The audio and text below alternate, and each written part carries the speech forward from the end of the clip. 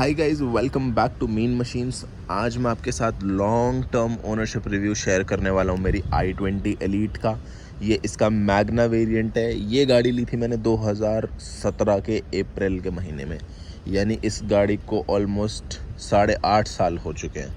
तो आपको मैं दिखाऊंगा कि इस गाड़ी की क्या कंडीशन है, 8.5 साल में मुझे क्या दिक्कतें परेशानी आई, सर्विस एक्सपीरियंस कैसा रहा और लॉन्ग टर्म ओनरशिप रिव्यू कैसा रहा।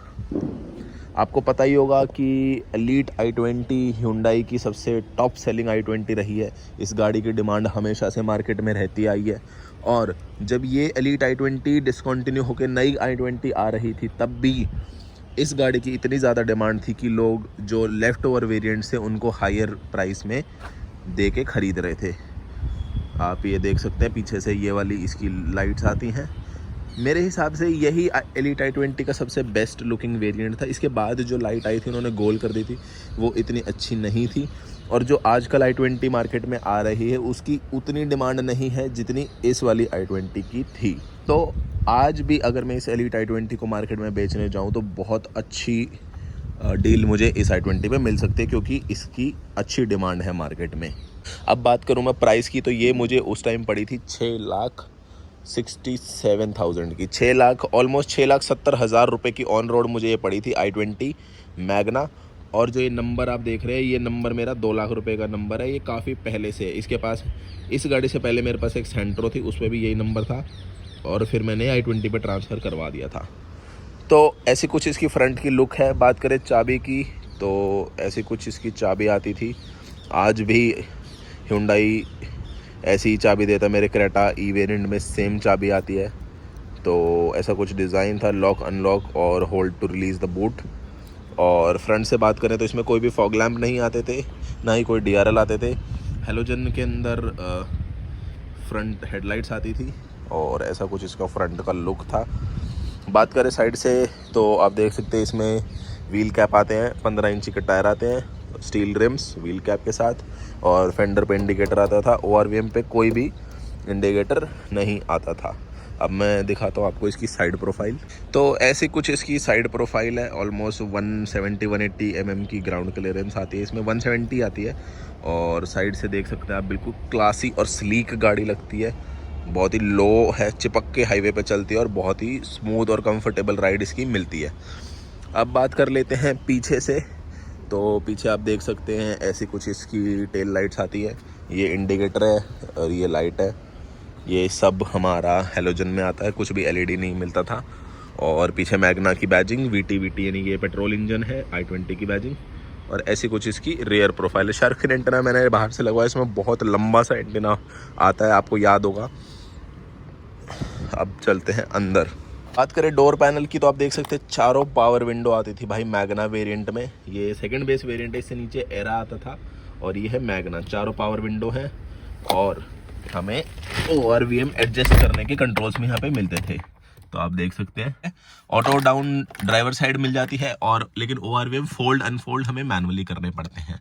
बात करें अगर स्टीयरिंग की, तो यहाँ पे हमारा MID को कंट्रोल करने के बटन मिलते हैं। मोड से हम मोड चेंज कर सकते हैं MID का।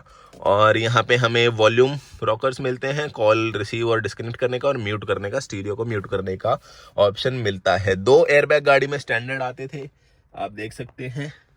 और ये हमारा स्विच है इसके लिए, म्यूजिक सिस्टम के गाने आगे पीछे करने के लिए। यहाँ पे हमारा हेडलाइट लेवलर, और कोई भी ऑप्शन यहाँ पे नहीं मिलता है। अब लगा देते हैं चाबी और आपको दिखाता हूँ इसका इंस्ट्रूमेंट क्लस्टर। ये देखिए, ऐसा कुछ इसका इंस्ट्रूमेंट क्लस्टर दिखता है। गाड़ी को मैं स्टार्ट करके दिखाता हूँ। आज भी गाड़ी में कोई वाइब्रेशन, कोई नॉइज नहीं है। ये देखिए, ये गाड़ी स्टार्ट हो गई है। और ऐसा कुछ इसका इंस्ट्रूमेंट क्लस्टर दिखता है। यहाँ पे RPM मीटर है, यहाँ पे स्पीड मीटर है। बीच में आपको डिजिटली स्पीड दिखती है, फ्यूल दिखता है, टेम्परेचर दिखता है, ट्रिप A ट्रिप B दिखती है। और आप ये देख सकते हैं ट्रिप A ट्रिप B। अभी गाड़ी चल चुकी है 82,273 किलोमीटर, जो कि 8 साल में, मेरी ऑलमोस्ट रनिंग 1 साल की 10-12 हज़ार की होती है, तो 8 साल में ये 82,273 किलोमीटर चल चुकी है। ऐसा कुछ इसमें म्यूजिक सिस्टम आता था। आजकल मैग्ना में कंपनी खाली दे देती है, बीच में मैग्ना ने 8 इंचेस की इंफोटेनमेंट स्क्रीन भी इंक्लूड करी थी, आजकल वो हटा दी गई है।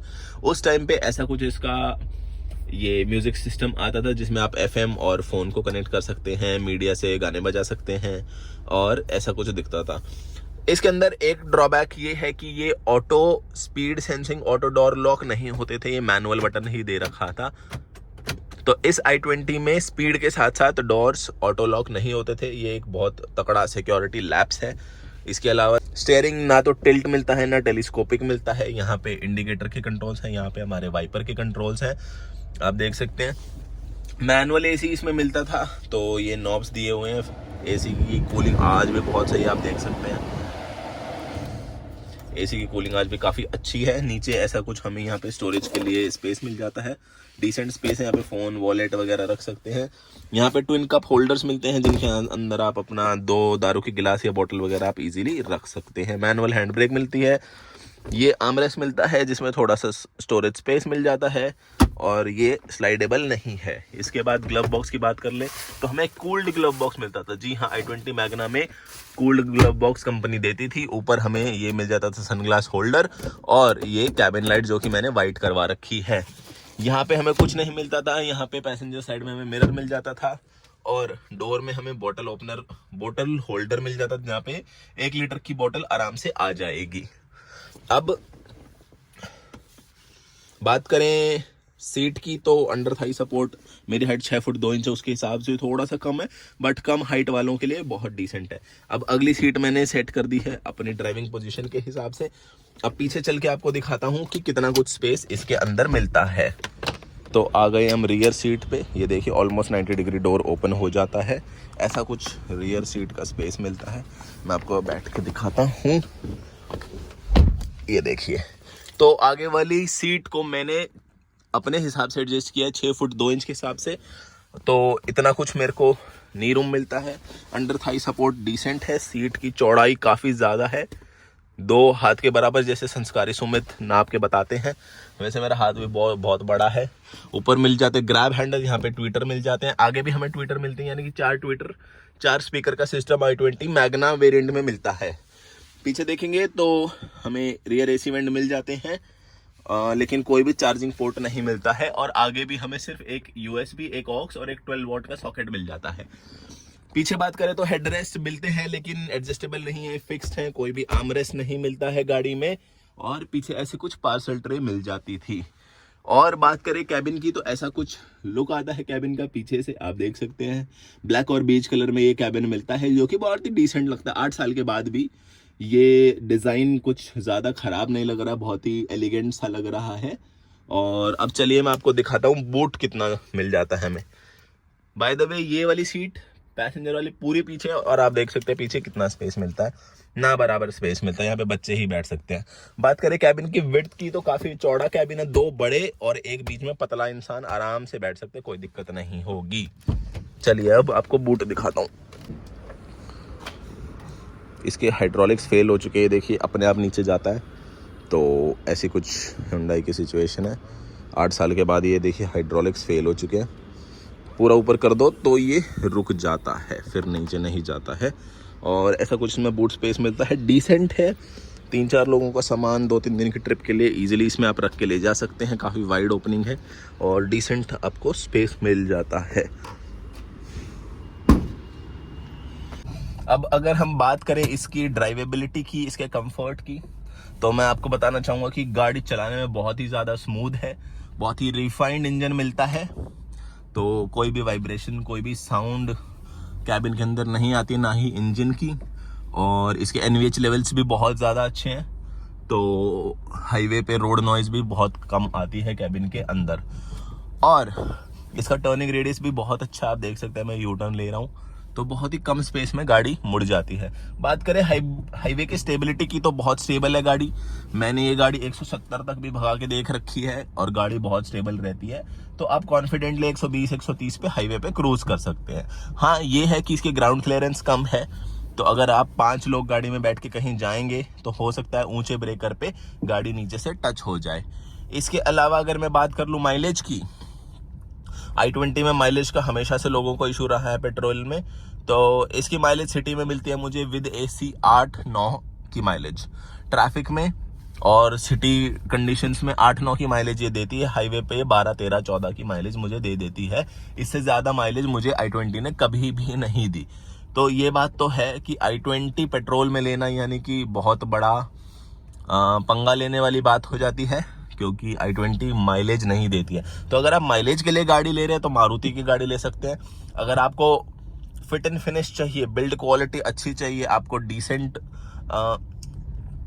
लग्जरी प्रीमियमनेस वाली फील चाहिए गाड़ी में, एक स्मूथ इंजन चाहिए, रिफाइंड इंजन चाहिए, और आप मारुति के कनस्तर नहीं लेना चाहते हैं, आपको थोड़ी प्रीमियमनेस चाहिए गाड़ी में, आप ये चाहते हैं कि जब आप गाड़ी में बैठे तो आपको एक लग्जरी फील आए, आपको ऐसा लगे कि आप अच्छी गाड़ी में बैठे हैं, तो आप i20 या Hyundai की कोई भी कार कंसिडर कर सकते हैं। i20 को चलाते टाइम आपको ऐसा लगेगा कि आप एक नीची और बहुत ही ज़्यादा अच्छी सेडान कोई गाड़ी चला रहे हैं, जैसे कि आपको वरना में फील आती है, वो फील आएगी। तो 8 साल में आज सच मुझे कोई भी दिक्कत नहीं आई है गाड़ी में। मैंने अपनी रेगुलर सर्विसेज करवाई हैं और अपनी गाड़ी यूज़ करी है। कोई भी मुझे मेजर फॉल्ट कभी गाड़ी में नहीं आया है। लॉन्ग टर्म 8 साल की अगर मैं बात करूं तो 82,000 किलोमीटर मैंने चला दी है गाड़ी। हाँ, माइलेज की दिक्कत है।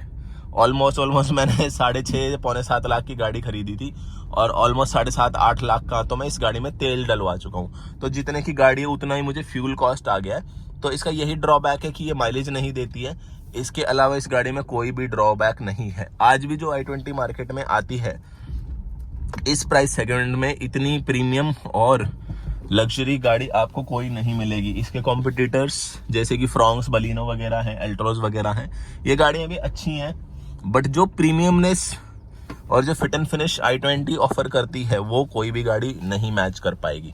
तो अगर आप कंसिडर करना चाहते हो तो आप सर्टेनली कंसिडर कर सकते हैं। ये बात मैं आपको 8 साल गाड़ी i20 चलाने के बाद बोल रहा हूँ। सर्विस में कभी दिक्कत नहीं आएगी, Hyundai का सर्विस नेटवर्क बहुत अच्छा है। गाड़ी में कभी दिक्कत नहीं आएगी, इंजन वगैरह में, फीचर्स में, जो स्टीरियो है, कंट्रोल्स है, किसी भी चीज़ में कोई फॉल्ट, कोई खराबी मुझे कभी नहीं मिली। तो अगर आप एक फर्स्ट टाइम कार बायर हैं और आप एक फैमिली के लिए कार देख रहे हैं, आप चाहते हैं कि मैं गाड़ी ले लूं और मुझे रोज़ रोज़ शोरूम के चक्कर ना काटने पड़े और मैं खुश रहूं, अपनी गाड़ी से सेटिस्फाइड रहूं, कभी कोई दिक्कत ना आए, तो आप Hyundai की i20 को सर्टेनली कंसिडर कर सकते हैं। कोई भी दिक्कत इसमें नहीं आने वाली है। अगर आपको कोई भी डाउट्स हैं तो आप मुझे कमेंट बॉक्स में पूछ सकते हैं।